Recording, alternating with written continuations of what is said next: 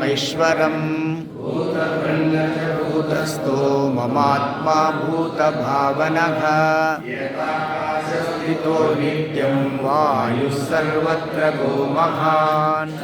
सर्वाणि भूतानि उपधारय सर्वभूतानि कौन्तेय यामिकाम् कल्पक्षये पुनस्तानि कल्पादौ विसृजाम्यहम् प्रकृतिं स्वामवस्थाप्य विसृजामि पुनः पुनः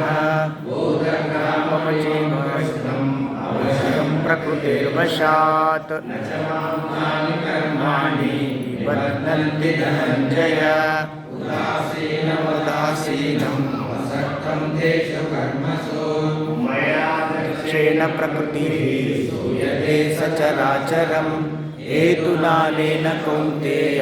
जगद्विपरिवर्तते जानन्ति मां मूढा मानुषीं तनुमाश्रितं परं भावमजानन्तो ममबोधमहेश्वरं मोहाशामोहकर्माणो मोहज्ञानादिचेतसः राक्षसीम् आसुरीं चैव मूर्तिं मोहिनीं श्रिताः मानस्तु मां पार्थ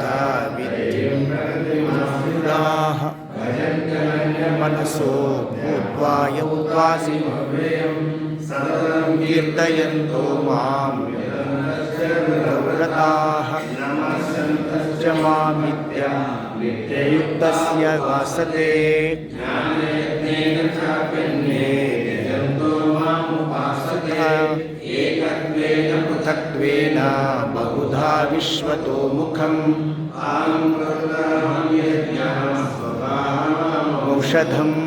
मन्त्रोऽहमहमेवाज्यम् अहमहमृतं जगतो माता धाता पितामहः वेद्यं पवित्रमोङ्कार रुक्सामयजुरेव च गतिर्भर्ता प्रभुः साक्षी निवासः शरणं सुहृत् प्रभवः प्रलयस्थानं निधानं बीजमव्ययम् तपाम्यहमहं वर्षं निगृह्णामि सृजामि च अमृतं चैव मृत्युश्च सदसच्चागमर्जुन भूतपापा स्वर्गतिं प्रार्थयन्ते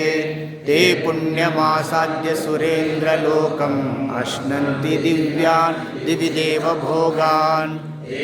भुक्त्वा विश्वलोकं विशालं क्षीणे पुण्ये मर्त्यलोकं विशन्ति मनुप्रपन्ना गतागतं कामकामा लभन्ते अनन्याश्चिन्तयन्तो मां ये जना पर्युपासते तेषामित्याभियुक्तानां योगक्षेमं वहाम्यहम् देवतायुक्ताः श्रद्धयान्विताः तेऽपि मामेव कौन्तेय जगन्पूर्वकम् आम्ये सर्वयज्ञानां भोगा च प्रभुरेव च न तु मामभिजानन्ति तत्त्वेनातश्च वन्दिते यान्ति देवव्रतादेवां पितॄन् यान्ति पितृव्रताः भूतानि यान्ति भूतेज्या यान्ति मर्त्याजिनोऽपि माम् अर्घ्यं पुष्पं फलं तोयं यो मे भक्त्या प्रयच्छति तदहं भक्त्योपवर्गम् अश्नामि प्रयतात्मनः यत्करोषि यदश्नासि यज्जुहोषि ददासि यत्तपस्यसि कौन्तेय तत्कुरुष्व मदर्पणम् सुवासोमयेवं मोक्षसे कर्मबन्धनैः संन्यासयोगयुक्तात्मा विमुक्तो मामुपैष्यति समोहं सर्वभूतेषु न मे द्वेषोऽस्ति न प्रियः ये भजन्ति तु मां भक्त्या मयि तेषु चाप्यहम् अभिलेषु दुराचारो भजते मामनन्यभाक् साधुरेव समन्तव्यः सम्यक् व्यवसितो हि सः क्षिप्रं भवति धर्मात्मा शश्वच्छान्तिं निगच्छति कौन्तेय प्रतिजानीहि न मे भक्तः प्रणश्यति मां मे वार्तयासिद्ध्या स्युत्पापयोनयः स्त्रियो वैश्यस्तदा शूद्राः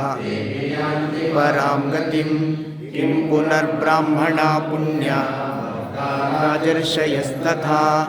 नित्यमसुखं लोकं प्राप्य भजस्व मां भवमद्भक्तो मद्याजी मां नमस्कुरु मामे वैश्यसि युक्त्वैवम् आत्मानं मत्परायणः। श्रीमद्भगवद्गीतासु उपनिषत्सु ब्रह्मविद्यायां श्रीकृष्णार्जुनसंवादे नाम